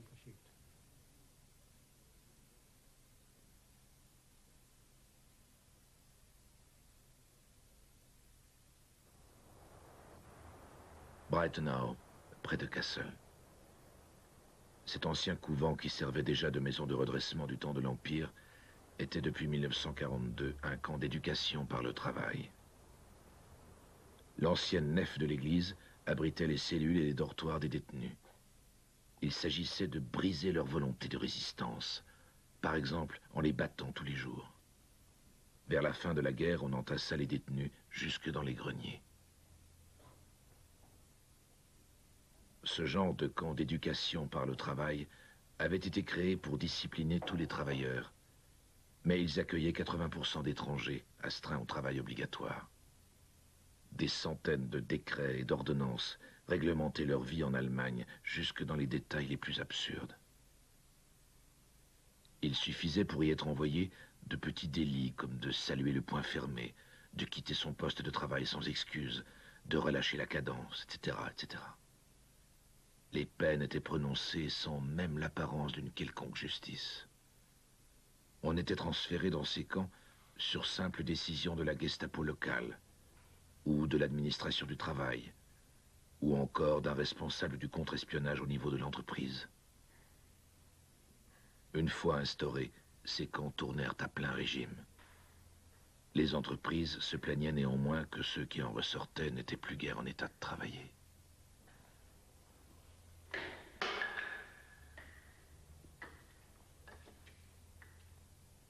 À Bremenfarge, sur les bords même de la Vézère, près de Brême, on voit encore les ruines d'un gigantesque chantier de construction navale. Il fut construit par des déportés et par les détenus d'un camp d'éducation par le travail.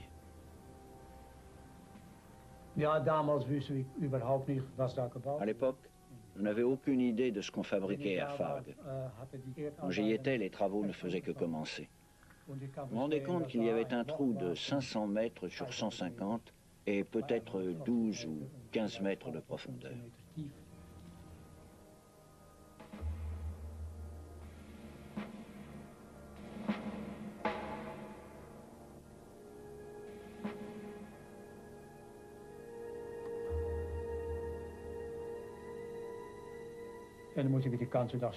Il fallait travailler dur toute la journée, transporter sans arrêt les choses.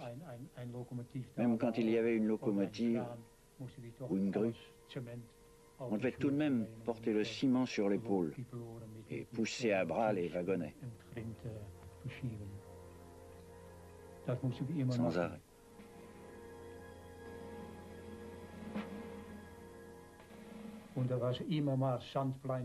Tantôt il fallait égaliser le sable, tantôt ballaster les voies ferrées, tantôt vider les wagonnets.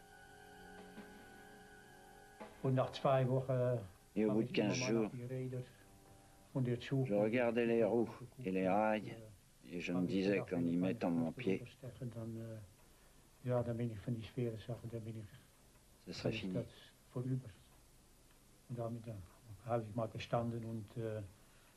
Et des fois, je m'arrêtais.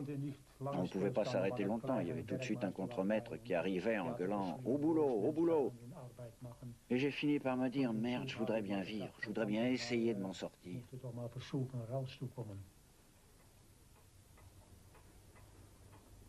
On était réveillés à grands coups de gueule et ils tapaient sur les portes. Debout et vite, vite. Et bande de salopards. Et en plus, toutes les nuits, je faisais des cauchemars dans lesquels je faisais le même travail que pendant la journée. Je n'arrêtais pas de charrier des rails et de vider des wagonnets.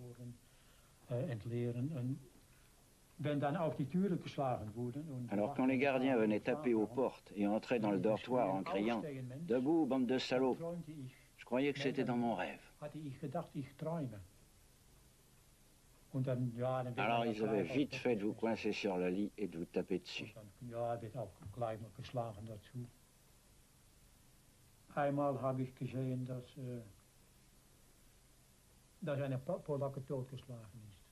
Une fois, j'ai vu un Polac qu'ils ont battu à mort au camp. Il avait sans doute enfreint je ne sais quel règlement. On ne nous l'a même pas dit. Il nous a fait mettre en rond, debout, tous les prisonniers. Et au milieu du cercle, il y avait un capot et 2 SS et des gardiens. Et un autre avait un tuyau d'1,50 m ou 2 mètres. Ils ont tenu le Polac Et les gardiens ont tapé jusqu'à ce qu'il tombe. Il est resté par terre. Et des heures plus tard, il y était toujours.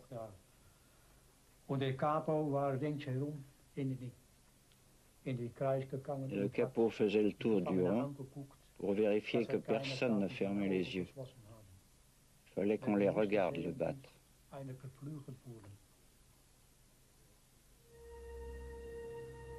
Cette usine de sous-marins de Fargue a occupé pendant 1 an et demi, jour et nuit, de 4 à 5 000 déportés et travailleurs étrangers. Beaucoup y sont morts de maladies et d'épuisement. En mars 1945, l'usine de sous-marins fut détruite par des attaques aériennes britanniques, juste avant d'être achevée. Quelques semaines de plus, et la fabrication massive de sous-marins aurait pu commencer. La chaîne devait en produire 150 par an.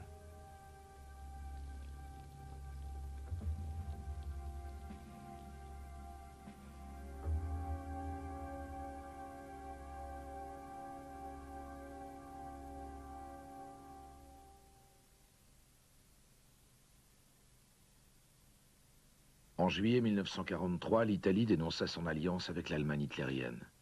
En l'espace de quelques jours, les soldats italiens qui avaient combattu aux côtés des unités allemandes furent désarmés et déportés en Allemagne. Internés dans des camps, ils durent choisir entre l'enrôlement dans l'armée allemande et le travail obligatoire. Ces militaires italiens se retrouvèrent dans le Reich, au dernier degré de la hiérarchie des travailleurs étrangers. Ils furent traités exactement comme les prisonniers de guerre soviétiques, et souvent encore plus mal.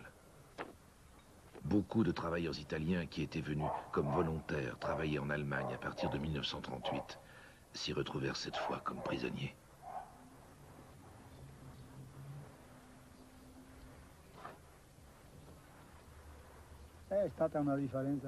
La différence était énorme, je dirais. La première fois, nous étions dans un beau cadre de travail. On travaillait tranquillement. Nous étions traités avec respect et nous étions bien vus. Mais la deuxième fois, nous étions des numéros. Juste des numéros. 41. Attendez, j'étais quoi en fait, moi? Je crois que j'étais le numéro 41 349. Dès l'hiver 1943-44, des rapports font état de la sous-alimentation des internés militaires italiens et du fait qu'elle entraîne des incapacités de travail frappant jusqu'à 1/3 de l'effectif. Le taux de mortalité dépasse celui des prisonniers soviétiques. Il faut attendre le printemps 1944 pour que les rations soient augmentées. Ces photos datent de 1944. Elles ont été prises clandestinement dans le camp des internés militaires de Zahnbostel, près de Brême. C'est en septembre de la même année que les autorités allemandes enregistrent les plus forts effectifs de travailleurs étrangers. Statistiques. Travailleurs civils étrangers et prisonniers de guerre en Allemagne. État de août-septembre 1944. Italiens, 714 685. Polonais, 1 690 642. Français, 1 246 388. Hollandais, 254 544. Soviétiques, 2 806 203. Autres, 1 194 298. Total, 7 906 760.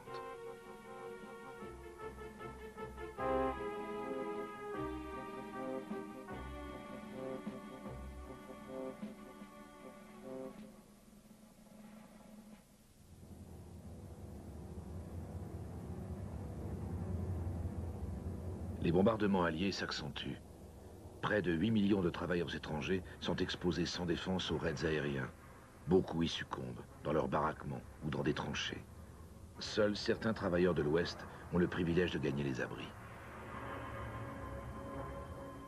Le médecin du camp des usines Krupp à Essen écrit en 1944 après un bombardement « Les ouvriers vivent dans les ruines de ce qui était leur baraquement. Le camp de prisonniers de guerre de la Neugerradstrasse est dans un état à faire frémir. Ces gens habitent dans des poubelles, des niches à chiens, de vieux fourneaux et dans des cabanes de fortune. » Le plus gros bunker, celui de la Domplatz, où il y avait des milliers de places, avec toute une installation, des bancs, des salles pour les enfants, une série de une vingtaine de toilettes pour les usages que vous devinez, une antenne de chirurgie, une antenne chirurgicale, tout ça. Et alors tout le monde restait là. Et on voyait simplement, lorsqu'il y avait des bombardements, des lâchers de bombes, on disait « mit Bomben abwurfsregnet » et puis on voyait la lumière sauter comme ça, quand il y avait des lâchers de bombes, on n'entendait rien. Et il y avait la radio qui annonçait, qui suivait. Hein. Quand on dit que les étrangers étaient en ville, il s'agit bien sûr de certaines catégories d'étrangers. Uniquement les Occidentaux. Hein. Les Polonais pouvaient sortir parce qu'ils ne pouvaient pas mettre un choupeau après chaque étranger, il n'y en aurait pas eu assez, hein, il y avait trop de monde, et ils devaient rentrer à telle heure. Est-ce que les autres pouvaient rentrer pratiquement quand ils voulaient. Il y avait des cafés chics, c'était l'Atlantique, l'Astoria, et puis alors ceux qui étaient un peu plus populaires, il y avait le Central, le Waldhof et le Zöllner. Une femme qui était trapéziste et qui était donc montée sur la table et avait fait un pont arrière, comme ça, et tout le monde avait applaudi et on avait eu une virée générale de bière 2 fois, 3 fois, 4 fois, de sorte qu'on vivait avec énormément d'éclusage de litres de bière. Donc la bière n'était pas rationnée. Il y avait pas du tout, hein. Pas du tout. Il y avait des choses, le lait aussi, le lait fouetté. J'allais très souvent à la gare où ils brassaient du lait, je sais pas, ou un ersatz de lait, ou la crème de lait, ou des féculents. Et là, c'était sans quai. Hein. Les raviers de pommes de terre aussi. C'était les kartoffeln, hein. Là aussi, c'était sans ticket. Mais enfin, le problème s'est trouvé à peu près résolu jusqu'à la fin de l'automne 1944. Et puis, alors après, a commencé un monde extrêmement difficile qui correspondait à la destruction de Brême avec le gros bombardement d'août 1944. Quand on travaillait au chantier et qu'il y avait une alerte aérienne, on pouvait se réfugier dans les bunkers. Mais après le travail, quand on était au camp et qu'il y avait une alerte, on n'avait pas le moindre abri. Oui, on essayait de faire les malins quand on était sur nos lits et que ces milliers d'avions passaient en direction de Hanovre ou de Braunschweig. On faisait des plaisanteries, on se racontait des blagues. Mais les peurs sont venues plus tard.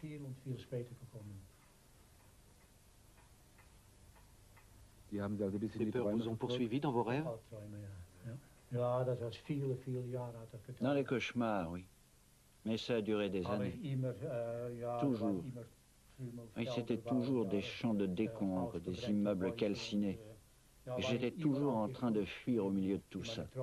Et dans mes rêves, je voyais toujours le feu. Et des bombes derrière moi.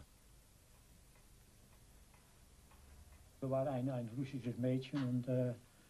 y avait là une jeune Russe. Et j'en étais tombé amoureux à l'époque. C'était un amour impossible. Mais je savais quelques mots de russe. Camarade, on comprend le mot. Et Allemagne pas bonne. C'était ça nos conversations. C'était pas une vraie conversation d'amoureux. Je la voyais quelquefois quand elle venait balayer le hall des machines, nettoyer, tout ça. Et on s'était regardé et dit bonjour. C'est tout.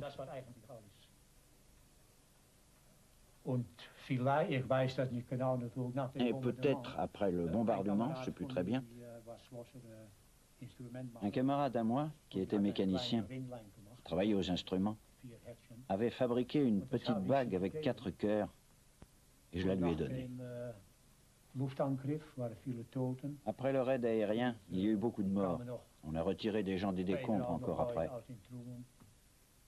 On m'a raconté qu'on avait trouvé une main avec une petite bague à un doigt. Je ne sais pas si c'était elle. On ne peut jamais savoir. Je ne l'ai plus jamais revue après le bombardement. C'est des choses auxquelles on repense toujours. C'était elle ou ça n'était pas elle? Et des fois, on pense que oui, sûrement, c'était elle. Comme ça, l'histoire est finie.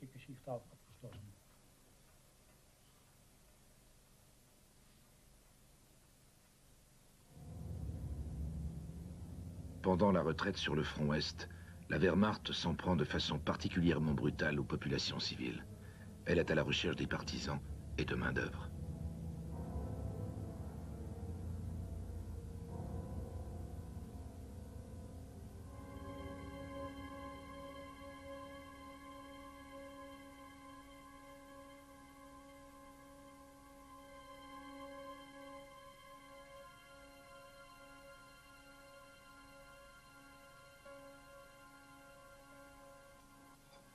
Yevgeny Filipovitch Treskavchina vivait avec sa mère et son frère cadet dans un village près de Minsk. Il s'était installé provisoirement dans une hutte en terre. Il avait 16 ans quand les Allemands ravagèrent son village pour la deuxième fois en 1944. Comme les hommes adultes étaient dans l'armée ou chez les partisans, la Wehrmacht raflait désormais les enfants et les adolescents. Ils étaient souvent torturés.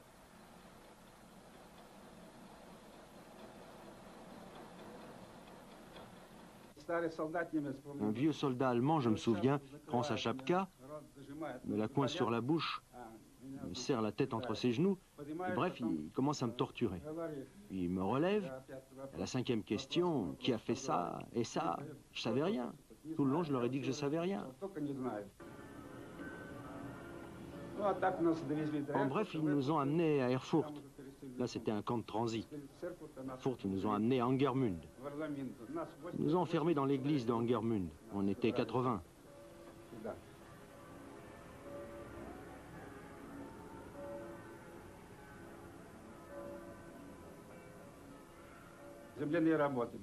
Ils nous ont mis à des travaux de terrassement. Plus haut, dans les montagnes, ils construisaient une usine souterraine. Les travaux battaient leur plein.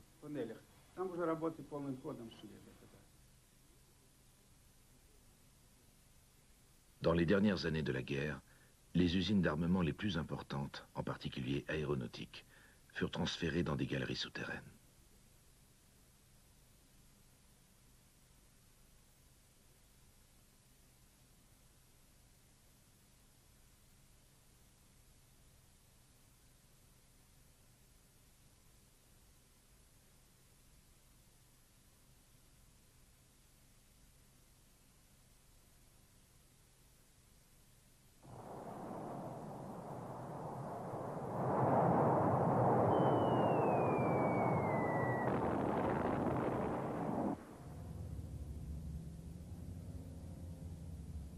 Pour creuser ces nouveaux sites, les nazis eurent besoin de centaines de milliers de travailleurs supplémentaires.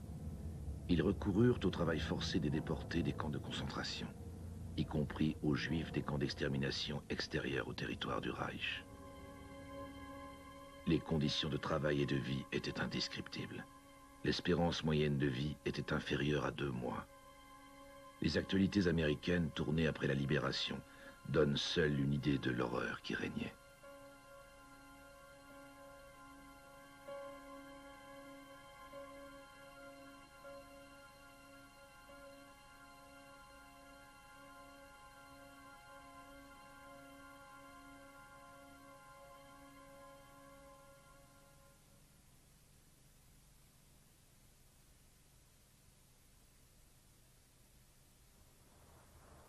Le parc Gruga, à Essen. Peu de gens savent ce qui s'y est passé à la fin de la guerre. Dans le chaos des bombardements et de la débâcle générale, la police et les SS faisaient la chasse aux travailleurs étrangers. À cet endroit furent abattus 34 travailleurs de l'Est.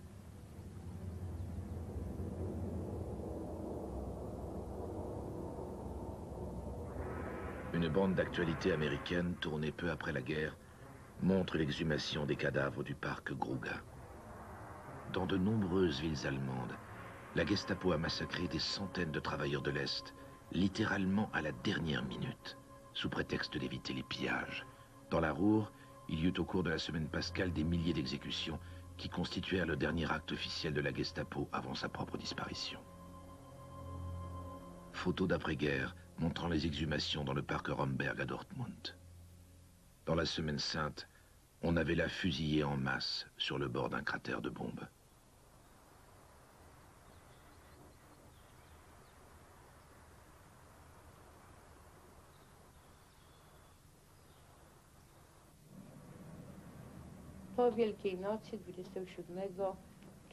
Après Pâques, la nuit du 27 au 28, il y a eu un grand silence. Le lendemain, nous avons appris qu'il n'y avait plus de gardiens. Les portes étaient ouvertes. On était libre. C'était une joie immense et en même temps une grande confusion.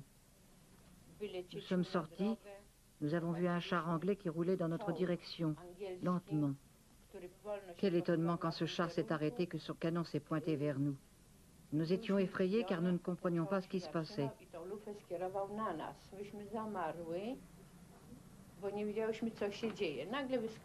Tout d'un coup, les soldats anglais sont sortis et ont vu nos matricules avec un P. Ils ont compris qu'on était polonaises.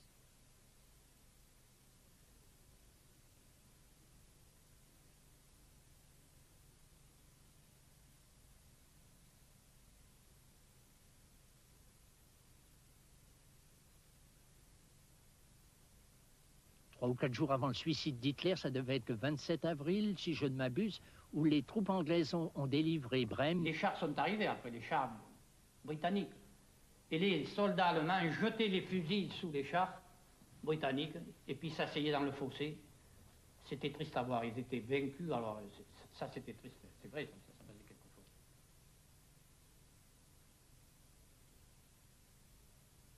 C'était nous les vainqueurs par le fait, c'est nous, non, mais eux là, on les voyait, l'armée allemande alors. L'ennemi maniait la pelle et le balai, et les Anglais se promenaient à côté, et nous, on était bien contents. Est-ce qu'il y a eu du pillage? Il y en a eu, c'est vrai. Quand on est arrivé, il n'y avait plus grand-chose à piller. Qui étaient les pillards? Les étrangers. Il est resté, avant la remise en ordre par les autorités anglaises, puis après américaines d'occupation de Brême, une période de joyeux désordre. D'arriver un soir, peut-être le 28 septembre, dans une roulotte d'entretien des tramways qui devait se situer du côté du musée de Brême, au Budammwall, où j'entendais, la nuit était tombée, j'entendais chanter, hurler. Je suis rentré dans cette petite roulotte et là-dedans, il y avait 7 Russes qui étaient en train de faire des crêpes, casser des bouteilles à même la bouteille et à chanter, et ils étaient tous en frac, avec des queues de pie qu'ils avaient volées sans doute dans un magasin très chic de Obernstrasse, en sorte qu'ils avaient à même la peau des costumes de mariée ou avec les parements de soie avec des grandes taches de graisse. Et alors on a bu, on a levé un toast à la santé de Gaulle, un toast à la santé de Staline. Tout ça criait, ils étaient manifestement presque complètement sous, et moi je commençais à l'être également. Tout ça donnait une image quand même dérisoire et merveilleuse de ce que pouvait être la vie et d'en être sorti.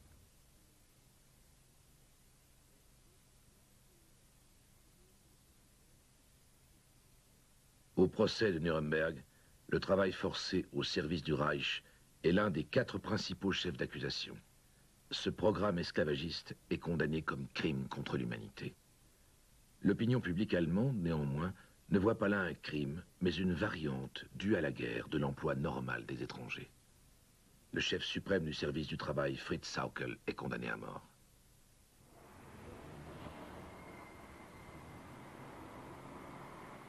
En Pologne, le destin des déportés en Allemagne fut suivi de près avant même que la guerre fût finie.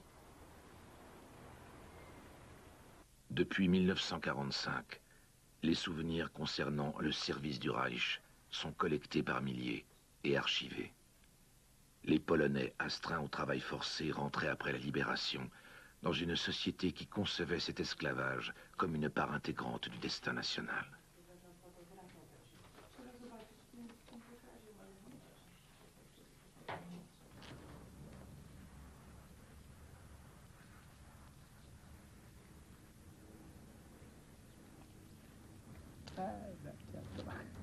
Abbiamo provato una gioia immensa. Nous étions très heureux d'être de nouveau à la maison. Épuisés, après avoir, ne disons pas souffert, mais tout de même, après 2 ans à l'étranger. C'était une chose merveilleuse. Père, mère, frère, tout le monde nous entourait. Nous avons fait la fête pendant 2-3 jours. Et qu'est-ce que vous avez mangé? Du salami, du poulet rôti, notre pain de ménage. Et un tas de bonnes choses. Le pain, à l'époque, nous le faisions à la maison. Qu'est-ce que signifie le pain pour vous? Le retour aux sources.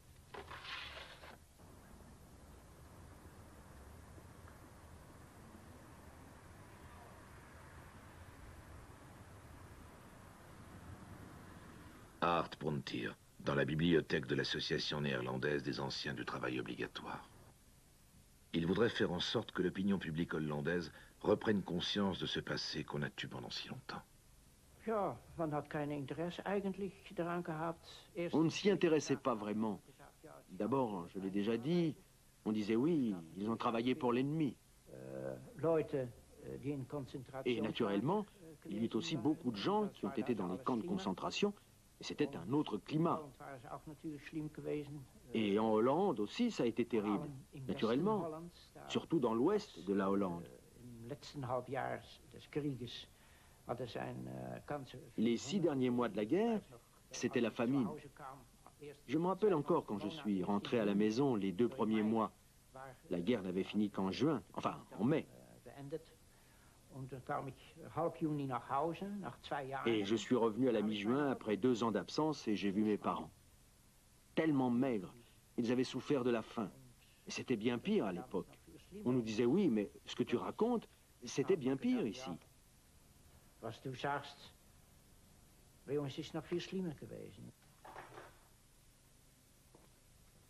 Dans la France de l'après-guerre, l'opinion a fait du STO un tabou qui dure encore. De même que la collaboration sous le régime de Vichy reste refoulée. Les intéressés s'entendent même fréquemment reprocher de ne s'être pas soustraits au STO et d'avoir ainsi contribué à la bonne marche de la machine de guerre allemande. Quant aux historiens français, ils ne se penchent qu'accessoirement sur le sujet, tout comme leurs collègues allemands. On peut bouger? Oui, bien sûr. Voilà. Et bien, tu peux reprendre ton livre. Tu sais.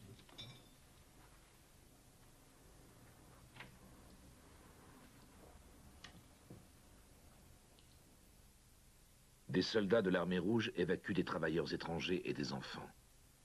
La joie de la libération est brève, car les anciens travailleurs de l'Est sont considérés avec méfiance. Staline a dit « Qui a survécu en Allemagne ne peut qu'avoir collaboré ». Et la phrase a marqué les esprits. Le retour au pays est difficile. Il faut des jours de marche à pied pour rejoindre les camps de rassemblement à la frontière polonaise. Les alliés occidentaux se sont engagés à renvoyer tous les travailleurs forcés soviétiques.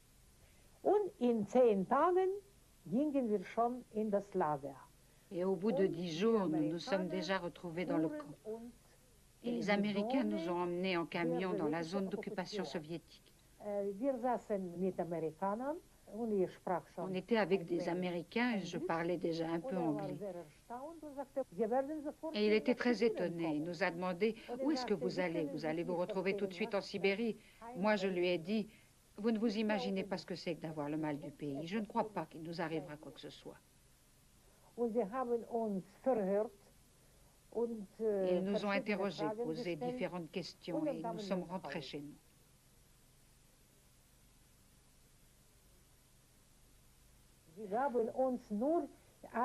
Ils nous ont donné un travail très dur et très mauvais. Je peux dire que c'était encore pire qu'en Allemagne. Nadejda a eu de nouveau de la chance. Des relations avec des personnalités importantes de sa ville natale de Kiev lui permirent de faire disparaître de son dossier la trace de ses années en Allemagne. Elle fit des études d'allemand et devint professeure, tandis que d'autres étaient astreints à des travaux pénibles pour la reconstruction du pays, en quelque sorte à titre de punition.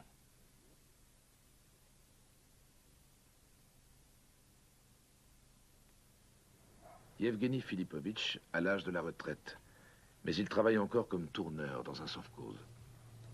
C'est la première fois depuis 50 ans qu'il parle de son séjour en Allemagne et de son difficile retour dans sa patrie. Il fut emmené dans un wagon de marchandises jusqu'à Eltz, près de Wrocław. Là, dans un camp de rassemblement, il subit des journées entières d'interrogatoire par le NKVD, le futur KGB.